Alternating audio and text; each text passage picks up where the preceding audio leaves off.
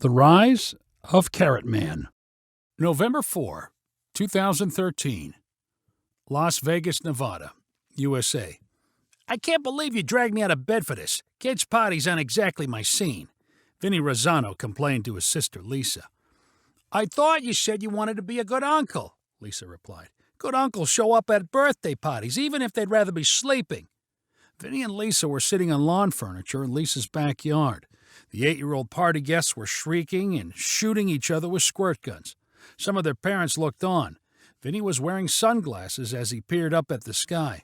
It's so bright out here, Vinny said to his sister. Don't you think everything is brighter out here than it was in Jersey? If you say so, you're the lighting expert, replied Lisa. If I could just lean back a little in this chair, maybe I could take a quick nap, said Vinny. Why did you have to buy the most uncomfortable chairs in the world? It's like I'm sitting up straight in a courtroom or something. Sorry I can't cater to your all-day napping schedule. You know how late I'm up at the clubs. I can't help it. Those are the gigs I can get. If the only gigs you can get are telling dirty stories at 3 a.m. to an empty room, maybe you need to try something else. Whoa, I come over here and you give me a hard time. Where's this coming from? I thought we were supposed to support each other in our dreams or whatever. Your dream is telling perverted jokes to drunks. You used to talk about doing your act at a big theater with 5,000 people watching. You remember telling me that? Yeah, sure. But you know how many comedians in Vegas can sell out a 5,000-seat show? Maybe 5. It's not so easy. You were supposed to be getting better and working up to it. It's like you're only getting worse. What is this, dump on Vinny Day? I don't need this. Who else is going to say it? I think you should make some changes. I mean, you don't want your niece and nephew being embarrassed of you, do you? You mean you're embarrassed by me? Well, sorry. That's great to know. My little sister thinks I'm a loser. How about you get out of my face and mind your own business? Lisa stood up and walked away, like she had just finished some terrible job like cleaning toilets. Vinny picked up his chair and rotated it so he was facing the stucco wall surrounding the yard. He snarled to himself, but he knew his sister was right. Who could be happy with his life? He had let himself go to the point that he hated looking at himself in the mirror. He was completely overweight and losing his hair and his mind. It was 11 o'clock in the morning, but he could not remember the last time he had been awake this early. He craved a cigarette and a drink. Vinny had thought a lot about going back to New Jersey. It would be a fresh start or maybe a fresh restart. His parents were dead, but surely he could dig up some of his old friends. There were lots of comedy clubs he could try out, including new ones who had never heard of him and vice versa.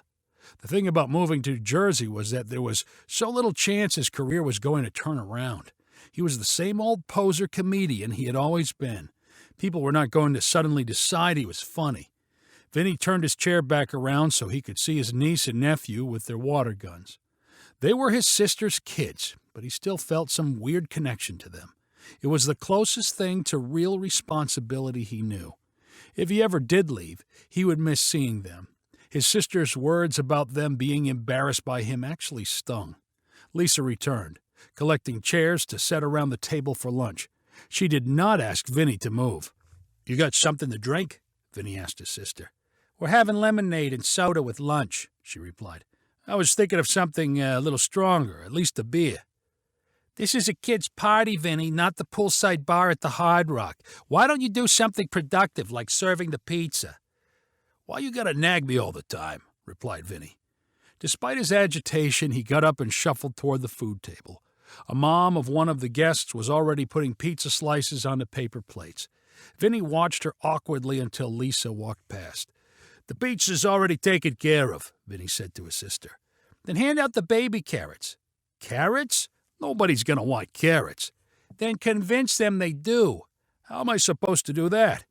Make them laugh. You can get kids to do anything if they're laughing. Should be easy for you. I thought you were a comedian or something. Not with kids or carrots. I haven't even tasted a carrot since I was their age. Just try.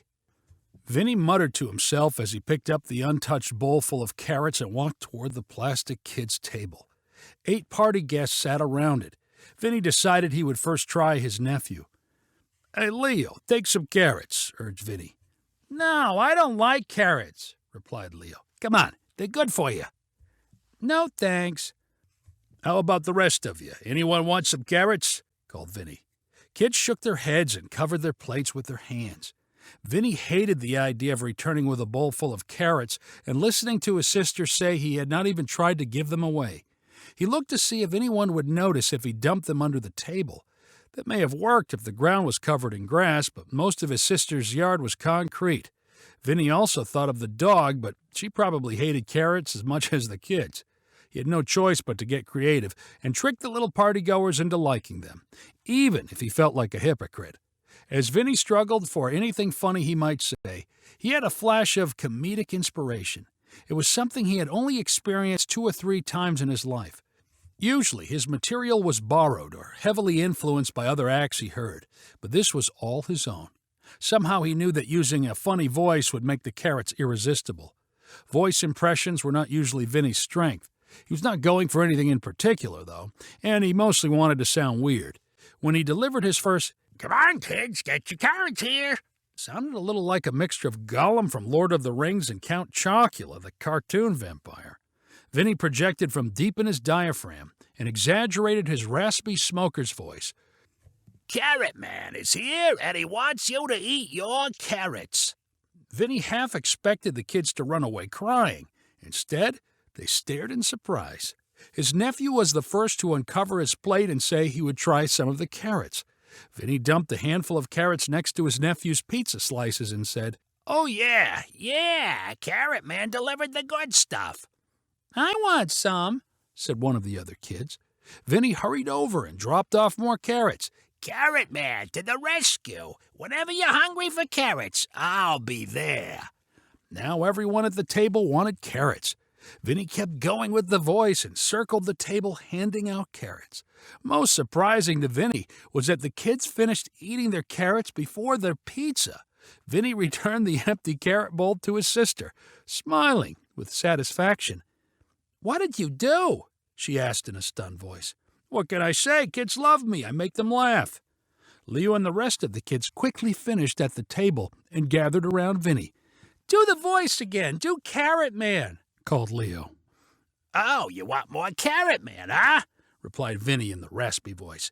"But I'm out of carrots. What am I supposed to give you?" "Play hide and seek," shouted Leo. For the next hour, until Lisa forced Leo to stop to open up his presents and eat cake and ice cream, Vinny pretended to look for the kids around the backyard. There were very few possible hiding places, but Vinny acted like he was mystified over where the kids could be. He used his Carrot Man voice and called out things like, "When I find you, I'm going to give you some carrots." Later that night, Vinny got a call from Lisa. "I don't know what it is, but Leo can't stop talking about Carrot Man. You were his favorite part of his birthday." "I guess it was fun," Vinny admitted. He was even more surprised when Lisa called the next day. "My friend Charlotte wants you at her son's birthday party on Saturday. He was the boy sitting next to Leo. They want you to do the Carrot Man again." "What? I'm not going to some stranger's house and hanging out at a kid's party." "She'll pay you." "How much?" Vinny got $100 for 90 minutes as Carrot Man. 2 days later, Lisa was on the phone again with another birthday party request. After his second $100 performance, Lisa called again with a third appointment. "No, I'm not doing it anymore," replied Vinny. "It's like I'm a clown for kids' parties. I never wanted to be a clown. If someone saw me and came to one of my shows, they'd heckle me to death." "I wouldn't worry about that. No one goes to your shows." "Yeah, very funny." "Come on, this could be a big break. Kids love Carrot Man. You can make videos on YouTube and get famous. Everybody does it now." "I know somebody who could help you." "No way, that's crazy," said Vinny. He hung up. Late that night, he was absent-mindedly flipping through TV channels, but mostly thinking about Lisa's ideas for Carrot Man. He began watching a documentary about the Cold War and falling in and out of sleep. At some point in the night, he became uncharacteristically terrified of death and his own mortality. He waited until noon the next day to frantically call his sister. "Remember talking about my big break?" Vinny asked in a shaky voice. "The Carrot Man thing?" "I figure most people are lucky to have one break in their whole lives." "Yeah, and it may not be what you were planning on. It could be something completely out of the blue, something weird, but you can't throw it away." "Sure. So I had this dream or vision or whatever. I was standing on one of those balconies the Russians use when their army is marching by. But instead of soldiers carrying guns, it was kids with carrots. I think it means something.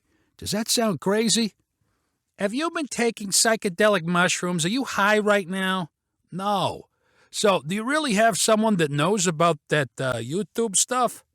2 weeks later, Vinny's first Carrot Man video went up on YouTube. It was only 10 seconds long and consisted of him holding a bowl of carrots and using the weird Carrot Man voice. He posted a new video to his channel every day and kept the message simple. He was not a successful comedian, but he could read an audience. He had seen what kids liked, and that was what he called the 3 S's: simple, silly, and stupid. Vinny was the only person in his videos, and eventually they got longer than 10 seconds. In his Carrot Man voice, he talked about every aspect of about carrots he could think of, like where they were from and all their varieties. He mostly emphasized you should eat them. Then he branched out into other vegetables and how they compared to carrots, and then he came up with some stupid songs. Before Carrot Man, Vinny had only used social media to look for girls he had known from high school, but he got good at using all of the platforms to drive traffic to his videos, and word got around. His most popular songs got hundreds of thousands of views. All of the material from Carrot Man's YouTube channel made it easy to fill a 45-minute school assembly. He rolled through the elementary and middle schools in the Las Vegas area, charging $1,000 a pop and preaching healthy eating. Then he was booked solid in Southern California and only got back to Las Vegas on the weekends. Carrot Man was a hit with the kindergartners through 6th grade crowd, but 7th and 8th graders were his true wheelhouse. It did not take much to work a middle school audience into a frenzy. He tossed carrots into the crowd and got them to shout out the songs with titles like "Carrots are the best food" and "Hands off my carrots."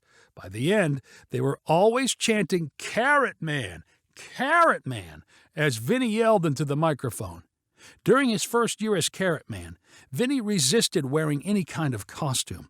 He dressed in casual slacks and stretchy shirts large enough to cover his round belly. Vinny maintained that his popularity was all in the voice, and the visuals did not matter. His sister kept pestering him and saying that he could do more and take it to the next level. Carrot Man needed to be an entire package. Vinny finally ordered an orange stretchy shirt customized with a green turtleneck collar. He was mostly trying to get his sister to stop harassing him about it.